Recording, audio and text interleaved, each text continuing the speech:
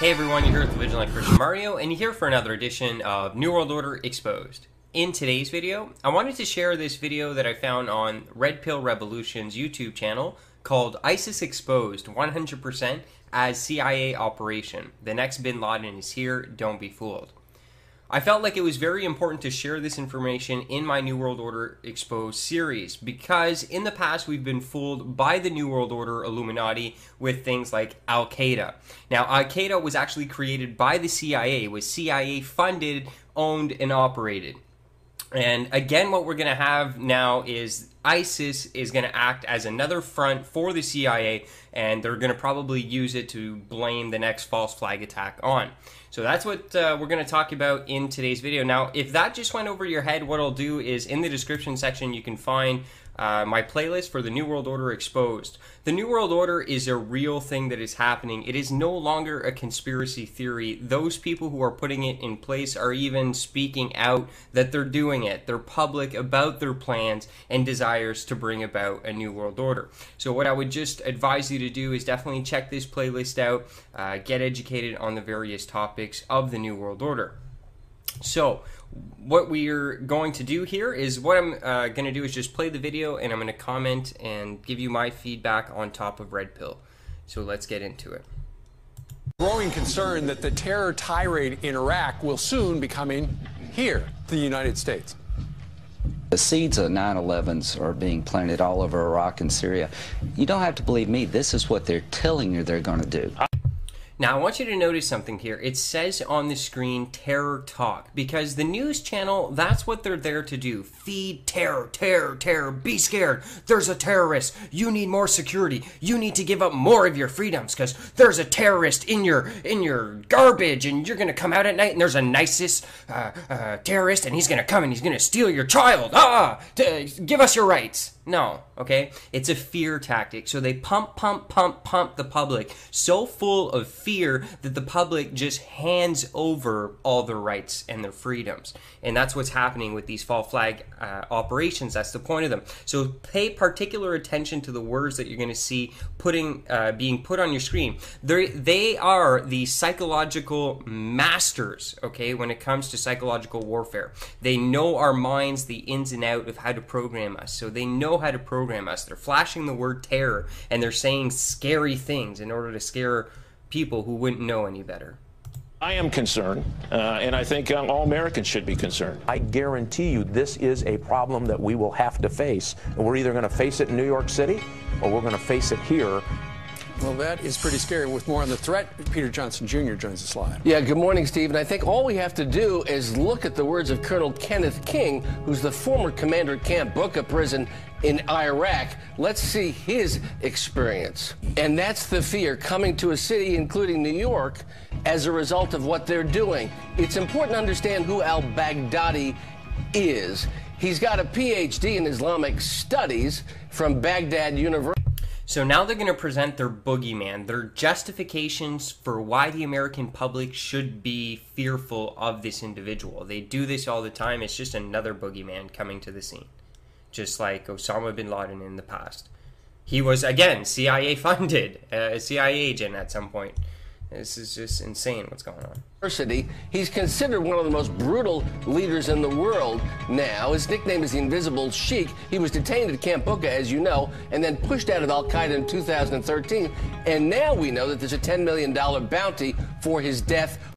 He was pushed out of Al-Qaeda. Al-Qaeda was a CIA-funded operation. It was probably a front organization. It probably doesn't even exist. It's just really sad how duped the public is. Or capture, eerily similar and perceived by many of the Al-Qaeda and former Al-Qaeda forces, including the people at ISIS, as the logical successor to Osama bin Laden. Oh no, the next Osama bin Laden's here. Be scared, America. Fear, fear, fear, fear. And a lot of foreign policy experts are saying that the similarities are too eerie and too disturbing in terms of the way that Afghanistan was going in the 1990s to the way that Iraq is now proceeding in 2014. We only have to look at the radio address that al-Baghdadi gave last January. This is disturbing. He said, "Our last message is to the Americans. Soon we will be in direct confrontation, and the sons of Islam have prepared for such a day. So watch, for we are with you watching." It's all scary about this. So that's the guy who's running ISIS right now. This is the same guy we had in prison, and now we have let him loose. And released, and allegedly made a threat at the time that he left Camp Bucca. Then we need to be on the defensive and the offensive to ensure safety in our cities, to continue. Did you hear that? We need to be on the defensive and offensive. Look, another reason to go to war. This is what they do every time. It was the same trick that they played when it was the story of the weapons of mass destruction. Oh no, he's got weapons of mass destruction, so we gotta go. He could blow up. Get in there, and it was not even there. It's just a boogeyman. It's just to get us, to persuade us to, oh yeah, we need to have a good offensive strategy and defensive strategy against ISIS, the big boogeyman. Come on, people. Continuing battle in this war on terror. We are also learning more about the leader of this terror group, a man described as the new bin Laden, the heir to bin Laden. It turns out he had been in U.S. custody until 2009 over in Iraq, when he was then handed over to the Iraqi government as part of our troop drawdown. And then he was released. Now he has led this effort to create an Islamic caliphate, a nation state ruled by harsh, radical Islamic law and dedicated to killing, quote, non-believers and spreading its power as far as it can. Ken King is the former commander of the prison where that man was held until his release in 2009. Ken, thank you so much for being here. The most disgusting, vile terror group we've seen in recent history. Well, Jeff, the group's mysterious leader is a man known as Abu Bakr al-Baghdadi. And what we have here is actually predictive programming. Will ISIS plan a 9/11 style terror plot against the U.S.? Osama bin Laden was blamed for 9/11. He was a boogeyman. Al-Qaeda was said to be responsible. Al-Qaeda was like ISIS. It's a front. So this is predictive programming. If we do have a false flag attack that happens, it is going to be blamed on ISIS. It's just the path is being paved to see all that play out right in front of our very eyes. So remember, Red Pill, the Truth Movement, people like myself, we told you before this stuff happened. So then when it happens, at least at that point, maybe you can wake up. He is so elusive that we only have a couple of grainy photographs of him. But al-Baghdadi now commands several thousand men in Iraq and Syria, where he's trying to set up a state based on Islamic law. Al-Baghdadi is so feared that some people have dubbed him the new Osama bin Laden, and the US government has placed a $10 million bounty on his head. And here we go again. Every few years, the US government props up a new boogeyman for the masses to fear. And so the latest corporate mainstream media, terrorist propaganda, deception is in full swing. And this time it is in the form of a group called ISIS, which of course has deep occult meaning. What we are seeing here is another psychological operation being thrust on the masses to instill fear and tug at the heartstrings of every individual still stuck in the corporate, elite, government-owned mainstream media paradigm. As we have seen in the past, the shadow government, elite, and mainstream media is able to propagate blatant lies and propaganda in order to create a fictional villain and enemy of America in order to achieve their New World Order agenda. Time and time again, over the past decade, the so-called terrorist group known as Al-Qaeda has been proven to be a creation of the CIA and continues to this day to be operated by the same forces. They have proven to be nothing but fictional boogeymen, along with Osama bin Laden, aka CIA asset Tim Osman. Among researchers and activists over the years, it is common knowledge that the bin Laden death was a hoax. The mere fact that the US government has never provided any evidence whatsoever proving his death should speak volumes as to the legitimacy of the Great War on Terror and the idea of terrorists in general, and also 9/11. Bin Laden and Al-Qaeda is a fictional villain in the game of war by deception, and so is this new group called ISIS, and its leader, Abu Bakr al-Baghdadi. This so-called extremist group will likely be the scapegoat in the future false flag operation that will lead to another war. As we can see, the next 9/11 false flag fear-mongering is in full swing, and the usual culprits pushing this fear campaign is present as well. Republican South Carolina Senator, New World Order puppet and agent of evil, Lindsey Graham, is one of the key figureheads of this operation and agenda. Graham made his first fear circus go around in 2013 when he sounded the alarms of America being nuked. After Obama's State of the Union address, he stated, quote, "The world is literally about to blow up," end quote. He was then used to push the fear propaganda for the Syria operation that was no doubt meant to start World War III. He was a key mouthpiece that pushed for Syria intervention, which was proven by thousands of activists throughout alternative media and social media networks to be a complete lie, which is why intervention was so widely protested, thus why the Syria operation failed. Graham publicly stated, quote, "The United States could suffer a nuclear attack if it did not contain Syria's chemical weapons program," end quote.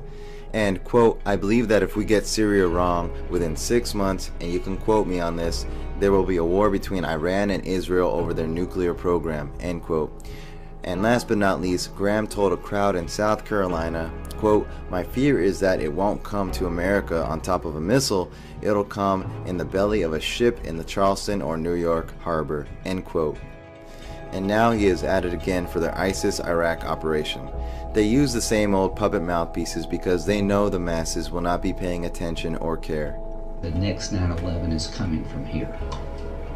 That's a very serious. That's what they say, and I agree with them. You think that we could have another? Oh, I think it's inevitable. He told me and the soldiers that were around me, "I'll see you in New York."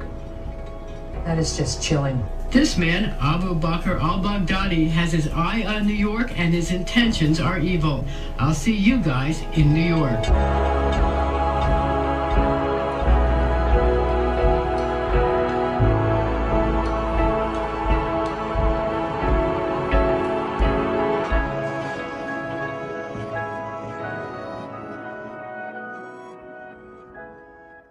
Yes, the fear-mongering, mind control, corporate mainstream media, this is how they do it. CNN, of course, terrifying execution images in Iraq, terrifying, terrorists. See, these are the same old words. They use certain trigger words to evoke certain emotions from you regarding, anything relating to terrorism, evoking the 9/11 trauma. And that's what 9/11 was, a trauma-based mind control event. Now they can control the minds of the masses since that event, from that event, moving forward until they reach their goal. They can literally control your mind and play you like a fiddle with every event and every story that they put out using certain words. And this is how mass mind control works, through words that trigger fear. And this is how it's done. As you see here, since ISIS came about, this is what they are doing. Yes, viewer discretion is advised. So you see, these are the tactics of the media and how the government and elite use the media to usher in their New World Order agenda through these false flags, through these psychological operations.